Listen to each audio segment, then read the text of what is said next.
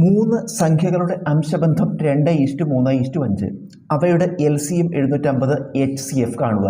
നമുക്ക് മൂന്ന് സംഖ്യകളുണ്ട്, അവയുടെ റേഷ്യോ തന്നത് 2:3:5.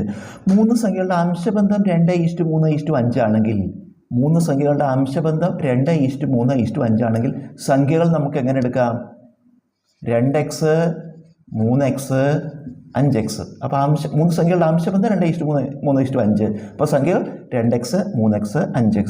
നമുക്കിതിൻ്റെ LCM ഉം HCF കാണാം. നമുക്ക് ആദ്യം LCM കാണാം. എല്ലാത്തിനെയും ഹരിക്കാൻ പറ്റുന്നത് x ആണ്.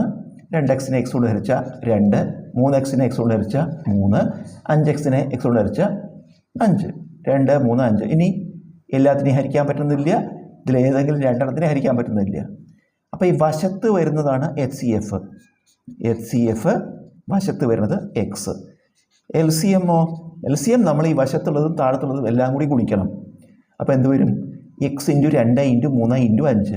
2 × 3 6 × 5 30x. നമുക്ക് എന്ത് കിട്ടി? HCF കിട്ടി, LCM കിട്ടി. ചോദ്യത്തിൽ LCM തന്നിട്ടുണ്ട് 750. അപ്പോൾ നമുക്ക് എന്ത് എഴുതാം? ഇവിടെ LCM 30x ആണ്. 30x = 750. x എന്നുള്ളത് x ആണ്. അപ്പം × 30 അങ്ങോട്ട് കൊണ്ടുപോകുമ്പോൾ ഹരിക്കണം 30 ആവും. 750/30. 0 വെട്ടിപ്പോയിട്ട് 75/3 25. നമുക്ക് എക്സിൻ്റെ വില കിട്ടി. x എന്താണ്? HCF ആണ്. HCF x ആണ്. അപ്പോൾ HCF എത്രയാണ്? HCF 25. കാണേണ്ടത് എന്താണ്? HCF ആണ്. ഉത്തരം 25.